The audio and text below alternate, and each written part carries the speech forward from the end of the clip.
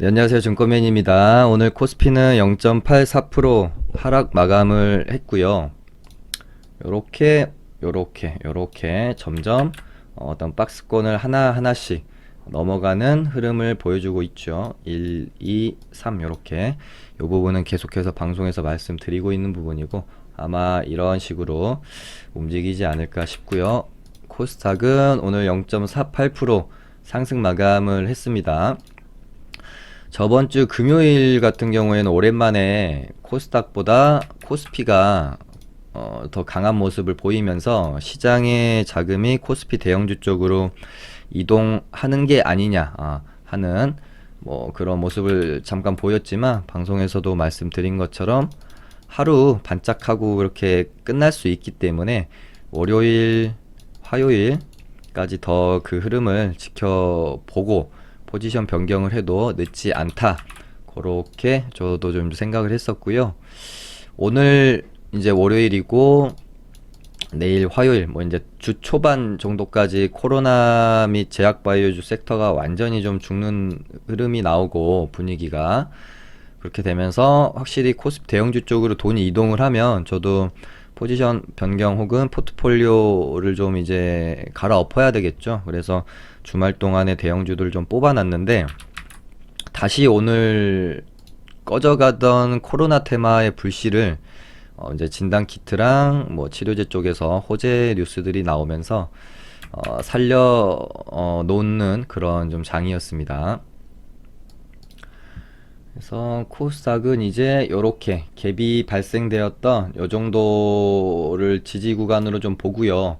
혹시 뭐 조정이 나오더라도 625포인트 정도까지는 뭐 건강한 조정, 뭐 조금 더 조정이 나와도 막 우리가 2차 폭락에 대해서 엄청 이렇게 걱정을 할 만큼의 모습은 저는 시장의 흐름은 좀 아니다라고 보여집니다. 그냥 이런 식으로 상승 조정 하면서 흐름을 좀 더 이어가지 않을까 생각은 하고 있지만 아무래도 이 바닥권에서 이렇게 올라올 때보다는 최근에 장세가 좀 많이 어렵다라는 거는 맞는 것 같아요.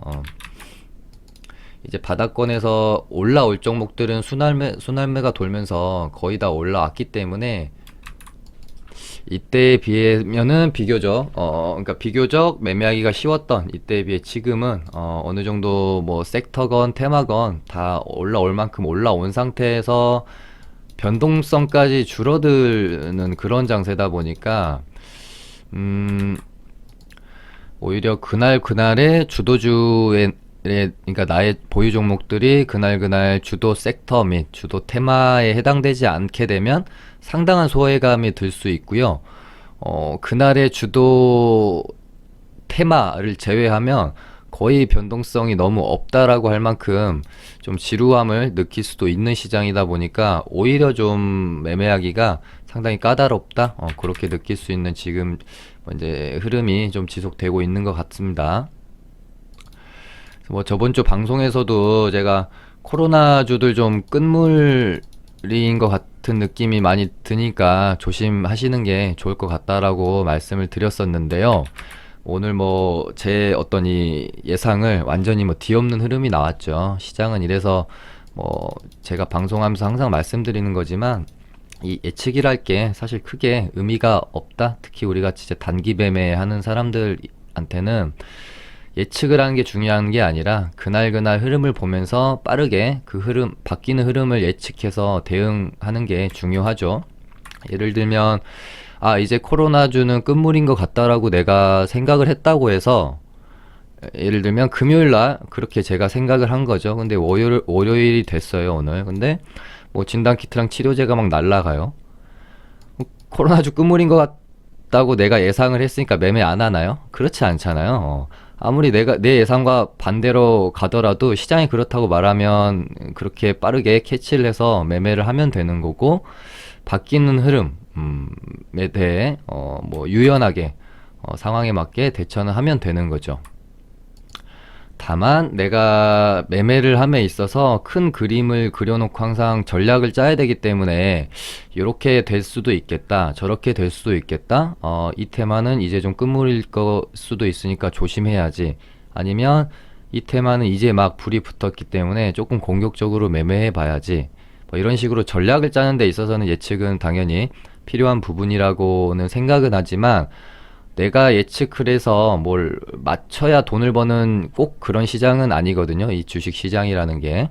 잘 예측을 해놓고도 그렇게 실행하지 못하면 돈을 못 버는 거고, 예측은 못했지만 빠르게 판단해서 유연하게 대응을 하면 또 돈을 버는 그런 게 이제 주식 시장이기 때문에, 어떤 뭐 미래를 다가오지 않는 미래를 예측하는 것보다는 그 현실에 현재 충실하면서 빠르게 좀 뭐 흐름을 캐치하고 또 결단력 있게 대응하고, 이런 것들이 저는 좀 더 중요한 뭐 요소라고 생각을 합니다. 그래서 주말 동안에 오상 헬스케어가 미국 FDA 승인을 받았다는 뉴스가 나오면서 오늘 뭐 거의 점상 분위기라고 봐야 되겠죠. 진단키트 관련해서는 사실상 마지막 남은 재료라고 좀 보고 있었는데 드디어 나왔네요. 그래서 오상자이엘이 점상으로 시작을 해서 굳건히 닫아서 끝났고요. EDGC도 결국에는 상한가로 마감을 했고, 랩지, 시젠, 기타 종목들도 좋은 좀 상승을 보였습니다. 여기서 뭐 이제 오상 헬스케어가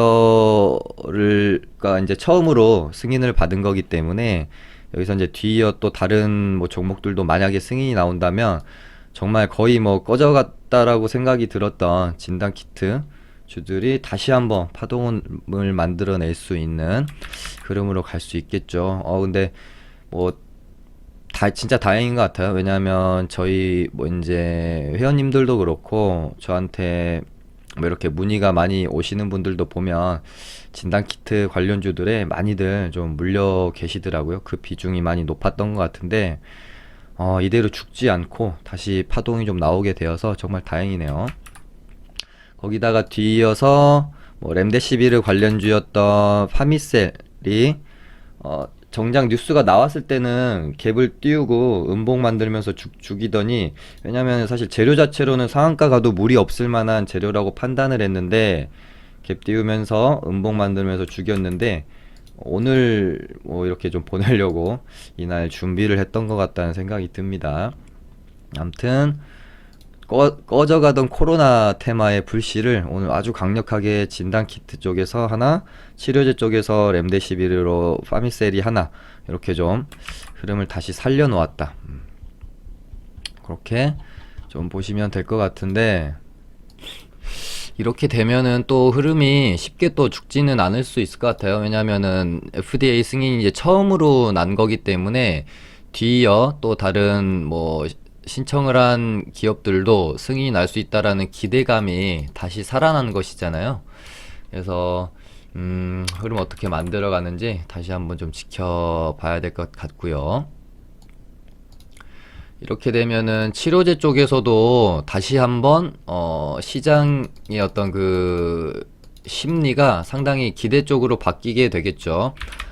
제가 방송 준비하면서도 클로로킨이 요 뉴스가 있었습니다. 임상 3상을 승인받아서 뭐 몇 주 내에 시작한다라는 요 뉴스가 나와가지고 관련주들인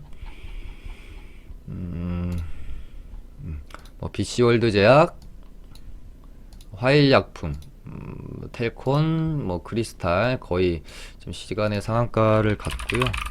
국제약품도 오히려 이때 당시에는 거의 국제약품이 대장이었는데 오히려 이번에는 국제약품이 좀 약한 모습이네요. 다른 종목들에 비해. 저희 리딩반에서 국제약품을 가지고 있는데 이날인가 사서 한 5일 가지고 있었네요. 얘가 이때는 대장이었는데 오늘은 또 대장이 아닌 모습을 보이면서 참 서운하네요. 일단은 뭐 사실상 뭐 차트는 거의 이제, 그러니까 항상 우리가 주식하다 보면 그런 생각 많이 하죠. 뉴스가 차트를 만드는 건가, 차트를 만들어 놓고 뉴스가 나오는 것인가, 뭐 이런 생각들 정말 많이 하잖아요. 저는 그냥 뭐 둘 다의 경우인 것 같아요. 뉴스가 죽어가는 차트를 살리기도 하고요. 뭐 이제 주포가 뭐 뉴스에 대해서 미리 좀 알고 있을 수 있는 경우도 있고, 있으면서 뉴스를 기다리면서 차트를 만들어 가기도 하죠. 그리고 또 다른 경우는 이미 시장에서 뉴스는 나왔는데 이 주포가 원하는 시점에 이 종목을 띄우기 위해서 그 뉴스를 사용하기도 하고요. 아무튼 참 뭐 복잡하게 이루어져서 무조건 뭐가 맞다라고 할 수 있는 건 아닌 것 같아요. 재밌는 건 뉴스가 나오는 시점과 차트를 보면 항상 좀 기가 막히다라는 거예요. 국제화품도 참 그렇죠. 그리고 뭐 BC월드 제약도 다 좀 비슷한 모습들. 하방 경직을 다져놓고 급등을 할 수 있는 어떤 준비 흐름을 만들어 놓은 상태에서 이런 식으로 뉴스가 나오는 것들. 참 신기하고요. 일단은 지금 렘데시비르랑 클로로킨 쪽이 치료제 쪽에서는 뉴스가 좀 나와줬고요. 지금 하나 저도 기다리고 있는 게 혈장 치료제 관련해서 또 뭐 뉴스가 없으면 만들어서든 좀 내보내줬으면 하는, 그러니까 분위기를 타야 되니까 지금 치료제 쪽에서 분위기가 타면 이때 틈 타서 만약에 내일 오전에는 당연히 클로로킨 쪽이 세겠죠. 진단키트랑 얘네들 한번 쑥 올랐다가 좀 조정 시에 또 그 틈을 타서 뭐 혈장 관련 뉴스를 좀 내보낸다든지.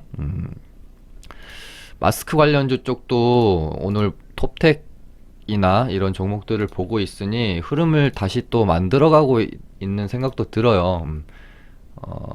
그리고 뭐 뉴스도 뭐 북한 쪽에다가 뭐 마스크 지원 관련된 뉴스도 일단은 있었는데 시장에서 반응은 하지 않았지만, 뉴스라는 건 지나간 것도 주포가 다시 갖다 쓰려면 언제든지 마음먹으면 그렇게 되는 거니까. 일단은 코로나 관련주들은 야 이렇게 되면은 다시 봐야 된다, 그렇게 좀 오시면 될 것 같고, 그 다음에 오늘 시장에서는 참 안 좋은 쪽으로 관심을 많이 받았던 한진칼이 있습니다. 저번주 금요일날 뭐 이제 상한가를 보내놓고 뭐 시간에 풀었다가 동시효과 때문에 풀었다 다시 시간에 뭐 닫고 막 그랬었죠.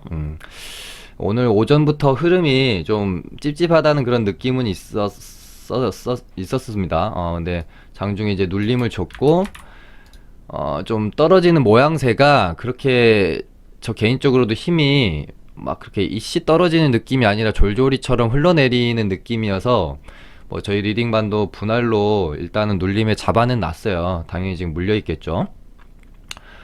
그래서 나름대로 한 템포, 두 템포 정도 밑에서 잡는다고 잡았는데도 불구하고 저희 같은 건 요렇게 거의 저점에 이렇게 분할 매수해서 지금 일단 가지고는 있거든요. 반등이 나오면 당연히 좀 뭐 빠져나와야 될 것 같은데, 야 뭔가 좀 빠지는 모습이 이상하다. 그래서 제가 뉴스를 좀 이제 찾아봤더니 대한항공 1조 원 유상증자를 추진한다는 소식이 좀 있었습니다. 물론 악재는 맞는데 규모도 너무 크고요. 근데 야 이거 상한가 보낸 애가 이렇게까지 거의 뭐 하한가 근처까지 오늘 찍었으니까 요 정도까지 밀어낼 건 아니지 않나? 사실 저도 그렇게 생각이 들어서 저희가 하한가 들어가기 뭐 한 네다섯 가 호가 위에다가 매수를 받쳐놨어요.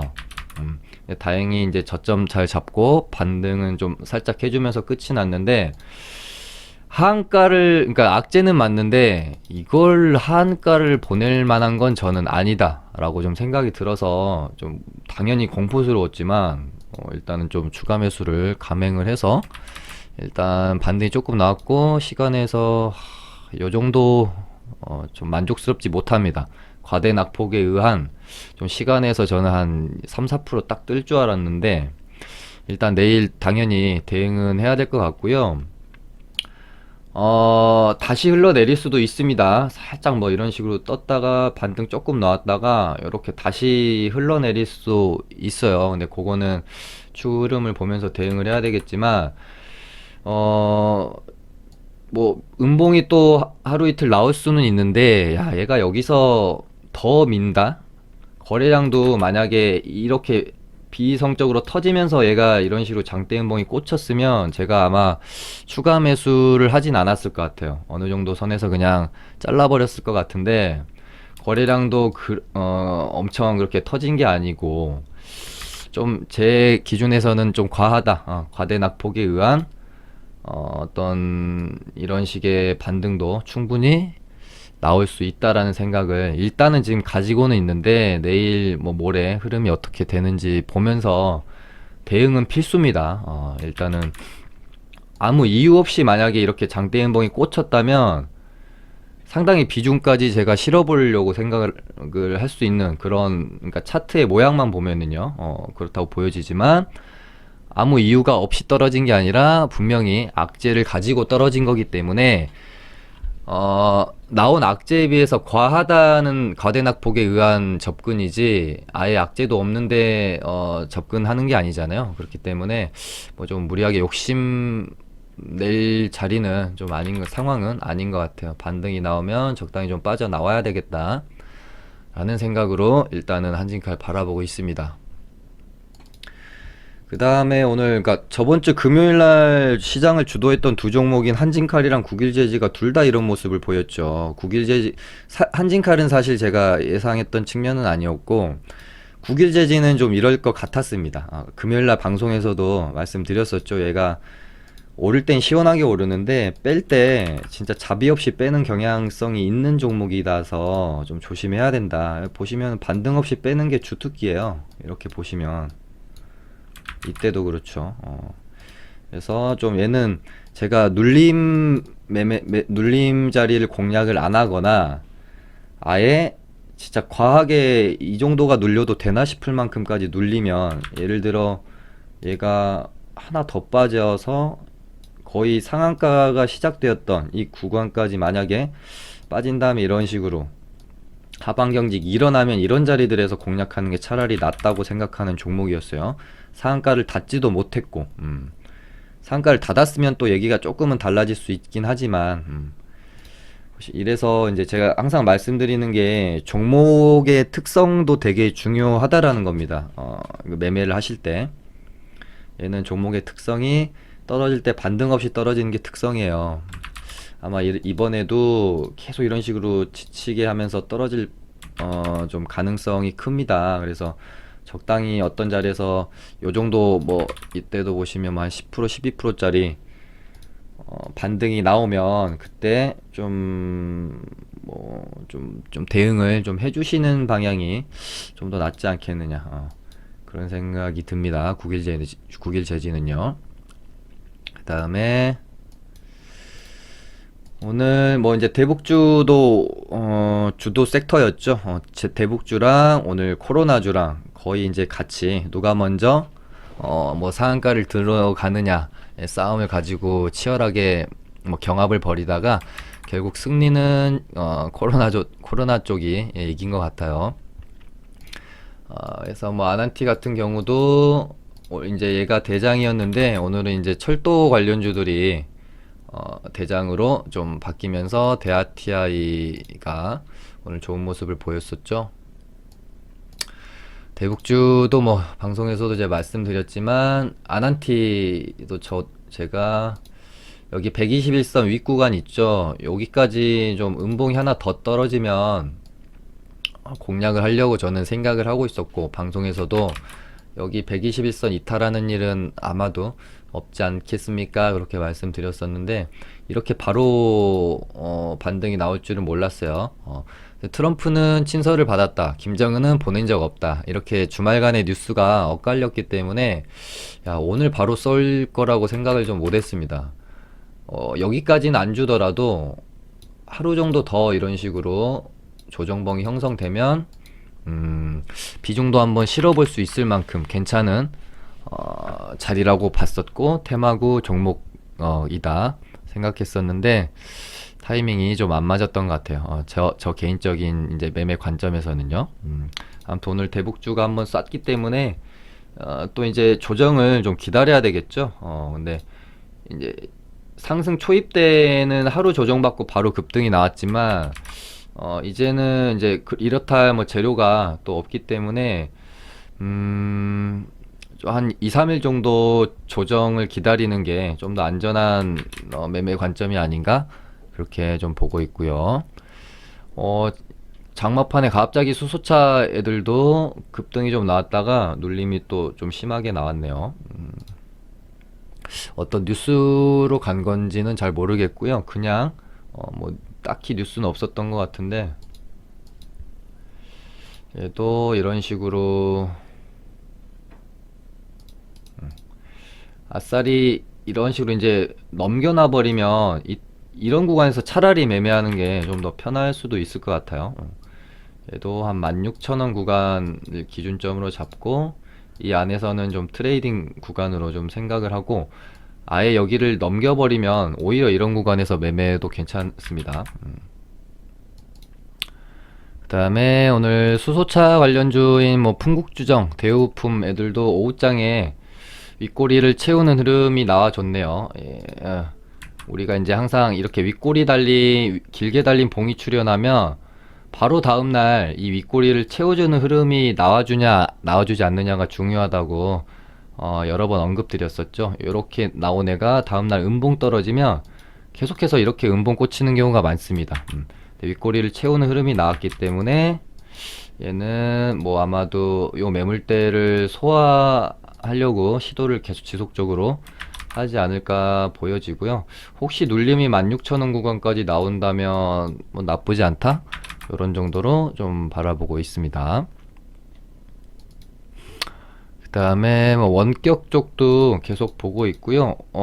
방금 말씀드린 거랑 뭐 가비아랑 뭐 비슷한 흐름일 수 있겠네요. 풍국주정은 윗꼬리 길게 달았지만 오늘 윗꼬리를 채우는 회복하는 흐름이 나온 반면에 가비아는 이 윗꼬리를 이런 식으로 채우는 흐름이 나오지 못하고 음봉이 떨어졌잖아요. 이렇게 되면 얘는 이제 5일선 이렇게 올라올 거기 때문에 5일선을 이탈하지 않고 지지받고 이런 식으로 좀 양봉을 세워놔야 좋은 모습이라고 좀 볼 수 있겠고요. 뭐 정책 관련주들도 있고요. 뭐 이제 보고 있는 것은 이제 여러 가지가 있지만 일단은 우리는 단기 매매라니까 바로 내일장에 대한 전략을 짜면 되잖아요. 모레에 대한 전략은 또 내일장에 짜면 되는 거니까 일단은 내일은 코로나 관련주들이 당연히 시장에 다시 한번 주도 역할을 할 것 같고요. 아까 말씀드린 것처럼 지금 혈장 관련 테마 또 제가 눈여겨보고 있는데 대장이 녹십자 랩셀이었고 단기 과열이 풀렸고요. 오늘 음봉이 일단은 나오면서 하루 좀 쉬었지만 얘네들도 뭐 언제라도 뉴스가 좀 있으면 이런 식으로 양봉 만들어낼 수 있는 힘을 가진 종목들이기 때문에 녹십자 MS도 은근히 지금 차트가 슬며시 만들어지는 그런 느낌. 이렇게 있다가 또 이런 식으로 있다 요렇게 또 그러니까 차트의 그 흐름만 보면 그렇게 갈 수도 있겠다 싶기도 하고요. S맥도 어느 정도 한 번 더 흐름을 만들 수 있는 그 준비를 하는 흐름 정도는 또 나오는 것 같죠. 이런 식으로 만약에 간다면 얘네는 이런 식으로 가겠죠. 거기다가 뭐 혈장 관련주는 뭐 레몬이라는 종목도 있고요. 얘도 15,000원 정도가 저항대인데 거기다가 일단 주가를 딱 갖다 놨어요 오늘. 그리고 얘는 보면 재밌는 게 그 뭐 이제 장중에 보면 마스크 관련주, 그러니까 레몬이 원래는 마스크 관련주였고 혈장으로 갈아탔잖아요. 그래서 재료가 어떻게 보면 또 두 가지여서 어느 한쪽에 붙어서 흐름을 한번 만들어줄 수도 있기 때문에 얘도 이제 저희 리딩반이 좀 갖고 있긴 한데 지켜볼 만하다라는 생각은 있습니다. 그리고 오늘 저희 리딩반은 매도한 그런 종목은 없었습니다. 지금 종목을 좀 가지고 있는데 뭐 보유했던 종목들이 변동성이 별로 없어가지고 일단 오늘은 뭐 매도한 종목이 없었네요. 오늘은 이렇게 해서 마쳐보도록 하겠습니다. 감사합니다.